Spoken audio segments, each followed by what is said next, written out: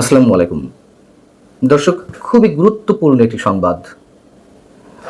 বিশ্ববিখ্যাত আইনি প্রতিষ্ঠান ব্রিটেনের ডাউটি স্ট্রিট চেম্বার আওয়ামী লীগের পক্ষে ডক্টর ইউনূস সরকারের বিরুদ্ধে ব্যবস্থা গ্রহণের জন্য অথবা আওয়ামী লীগের রাজনৈতিক কার্যক্রম যে নিষিদ্ধ করা হয়েছে সেটি যে মৌলিক মানবাধিকারের লঙ্ঘন, এই লঙ্ঘনের বিরুদ্ধে ব্যবস্থা নেওয়ার জন্য জাতিসংঘের স্বাধীন বিশেষজ্ঞ এবং অন্যান্য দূতের কাছে ব্যবস্থা নেওয়ার জন্য আবেদন পাঠানো হয়েছে।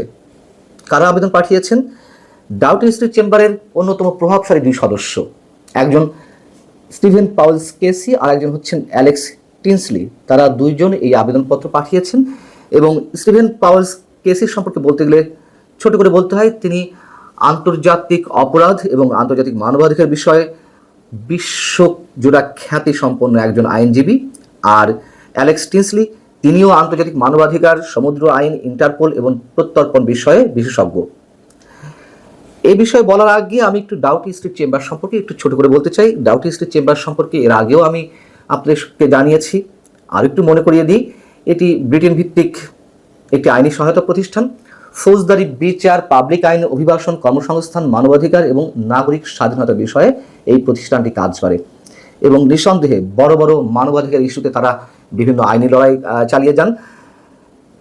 এবং বাস্তবতা হচ্ছে এটি যে শুধুমাত্র টাকার জন্য যে তারা কাজ করেন তা নয়। টাকা তো অবশ্যই একটি ফ্যাক্টর, অর্থ অবশ্যই একটি ফ্যাক্টর, কিন্তু তার চেয়ে তাদের কাছে গুরুত্বপূর্ণ হচ্ছে তাদেরকে খেয়াল রাখতে হয় তারা কোন ধরনের মামলা পরিচালনা করছে অথবা কাদের হয়ে তারা আন্তর্জাতিক অঙ্গনে লড়াই করছেন সেই বিষয়টি, অর্থাৎ তাদের রেপুটেশনের দিকেই তারা আগে নজর রাখে। এবং আমাদেরকে অবশ্যই ধরে নিতে হবে এটি যে জাতিসংঘ বা যে কোনো আন্তর্জাতিক প্রতিষ্ঠান কিংবা আন্তর্জাতিক অপরাধ আদালত আইসিসিতে তারা যখন যে কোনো বিষয়ে আবেদন করে, কোনো ফাইল সাবমিট করে, বুঝে নিতে হবে যে তাদের কাছে যথেষ্ট শক্ত তথ্য, উপাত্ত, প্রমাণ রয়েছে। এখন এই আবেদনপত্রের বিষয়টি তারা নিজেরাই নিজেদের ওয়েবসাইটে প্রকাশ করেছে। সেখানে যেটি বলা হচ্ছে, ডক্টর মোহাম্মদ ইউনূস বাংলাদেশে ক্ষমতা গ্রহণ করেন এবং ৮ আগস্ট ২০২৪ সালে একটি অন্তর্বর্তীকালীন প্রশাসন প্রতিষ্ঠা করেন। ডক্টর ইউনূস ক্ষমতা গ্রহণের পর থেকে বাংলাদেশে আওয়ামী লীগের সমর্থক, এর সাথে যুক্ত ব্যক্তিরা এবং সংখ্যালঘুদের উপর ব্যাপক আক্রমণ শুরু করা হয়েছে। এই ধরনের আক্রমণের শাস্তি হয়নি এবং অন্তর্বর্তীকালীন প্রশাসন অপরাধীদের সম্পূর্ণ দায়মুক্তি প্রদান করেছে। অন্তর্বর্তীকালীন প্রশাসন ২০২৬ সালের ফেব্রুয়ারিতে নির্বাচন অনুষ্ঠানে উদ্যোগ নিয়েছে। এই প্রতিশ্রুতি রক্ষা করা হবে কিনা তা এখনো দেখার বিষয়। আমাদের প্রধান উপদেষ্টা ফেব্রুয়ারি মাঝামাঝিতে বা ফেব্রুয়ারিতে যে রোজা, সেই রোজার আগে আগে নির্বাচন অনুষ্ঠানে প্রতিশ্রুতি দিয়েছেন। দেখুন, আমি শুরু থেকেই বলে আসছি, ডক্টর মোহাম্মদ ইউনূস এই বিষয়টি জানিয়ে বা নির্বাচনে একটি সম্ভাব্য সময়সীমা দিয়ে রাজনৈতিক দলগুলোকে একটু ঠান্ডা রাখার চেষ্টা করেছে, মূলা ঝুলিয়ে রেখেছে সোজা কথা বলতে গেলে। ডাউটি স্ট্রিট চেম্বার তারা সেই কথাই উল্লেখ করেছে। যাই হোক, এখানে বলা হচ্ছে যে ইতোমধ্যে আওয়ামী লীগ বাংলাদেশে একটি জনপ্রিয় রাজনৈতিক শক্তি হিসেবে রয়ে গেছে। তবে ২০২৫ সালের মে মাসে অন্তর্বর্তীকালীন প্রশাসন আওয়ামী লীগকে নির্বাচনে অংশগ্রহণ নিষিদ্ধ করে এবং বাংলাদেশ আন্তর্জাতিক অপরাধ ট্রাইব্যুনালে আওয়ামী লীগের নেতাদের বিরুদ্ধে মামলা শেষ না হওয়া পর্যন্ত এর সকল কার্যক্রম সীমিত করে। এবং আওয়ামী লীগের নিষেধাজ্ঞা কিভাবে মৌলিক মানবাধিকার লঙ্ঘন করে, বাংলাদেশে আইনের শাসন এবং গণতন্ত্রকে ক্ষুণ্ণ করে, সেই প্রশ্ন তুলে ধরা হয়েছে এই আবেদনে। আপিলটিতে স্বাধীন বিশেষজ্ঞ এবং অন্যান্য প্রতিনিধিদের অন্তর্বর্তীকালীন প্রশাসনকে জরুরি ভিত্তিতে অবাধ ও সুষ্ঠু নির্বাচন অনুষ্ঠানের জন্য আওয়ামী লীগের উপর থেকে নিষেধাজ্ঞা প্রত্যাহার করার এবং এই ধরনের যে কোনো নির্বাচনে তাদের সম্পূর্ণ অংশগ্রহণের অনুমতি দেওয়ার জন্য অনুরোধ করার আহ্বান জানানো হয়েছে। এটি হচ্ছে ডাউটি স্ট্রিট চেম্বারের ওয়েবসাইটে যেই বিজ্ঞপ্তিটি প্রকাশ করা হয়েছে তার মোটামুটি সম্পূর্ণটাই আমি আপনাদেরকে জানালাম। আগেই বলেছি, ডাউটি স্ট্রিট চেম্বার যেন তেন কোনো ধরনের কোনো ল ফার্ম নয়। এর আগে আমি আপনাদেরকে জানিয়েছিলাম যে আন্তর্জাতিক অপরাধ আদালত আইসিসিতে তারা আওয়ামী লীগের হয়ে ডক্টর ইউনূস সরকারের বিরুদ্ধে ফাইল সাবমিট করতে যাচ্ছে। এটি এখনো পর্যন্ত হয়েছে কিনা আমি জানি না। তারা নিজেরাই জানিয়েছিল যে তারা এই ধরনের একটি উদ্যোগ নিয়েছে এবং সেখানে যা বলা হয়েছিল সেটিও আমি একটু আপনাদেরকে মনে করিয়ে দিই।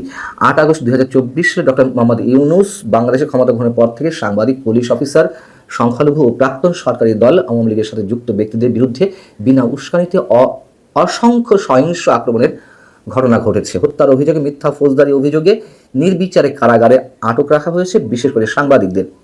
নিয়ন্ত্রণহীন মব সহিংসতা এবং ধর্মীয় সহিংসতার প্ররোচনা, এই অভিযোগগুলোর জন্য দোষীদের বিচারের আওতায় আনার জন্য বাংলাদেশে কোনো পদক্ষেপ নেওয়া হয়নি। আরও অনেক কিছু ছিল যে বিষয়ে আমি বিস্তারিত তুলে ধরেছিলাম আপনাদের সামনে।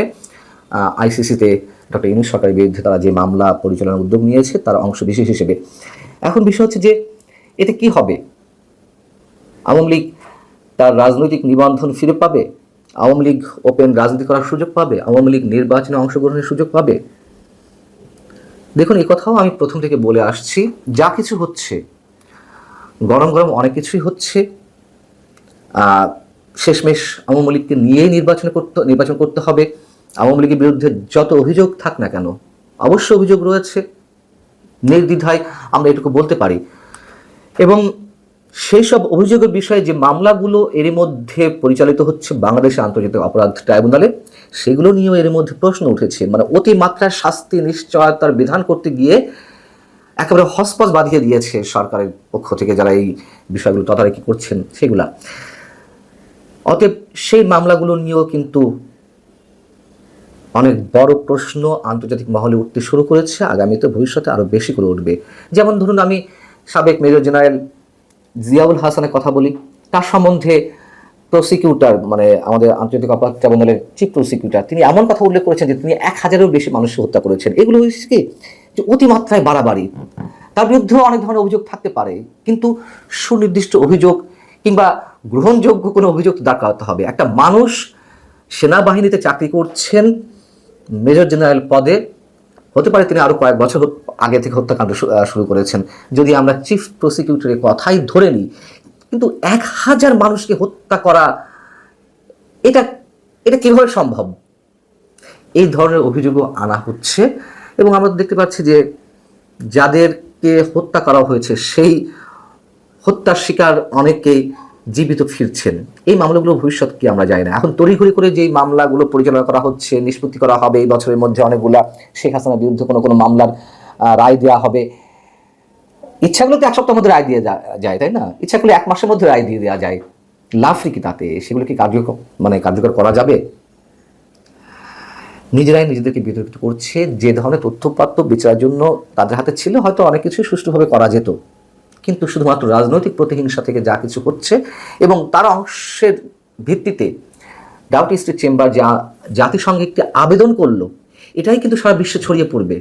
এবং বিশ্বের ওয়াকিবহল বা সচেতন মানুষ জানে যে ডাউটি স্ট্রিট চেম্বারের ভারী কি, কতটা, তাদের ওজন কতখানি, তারা কোন কোন বিষয়ে মুভ করে, এটা খুবই ভালো করে জানার কথা যারা কম বেশি খোঁজখবর রাখেন। এখন দেখা যাক কি হয়। ভালো থাকুন। আল্লাহ হাফেজ।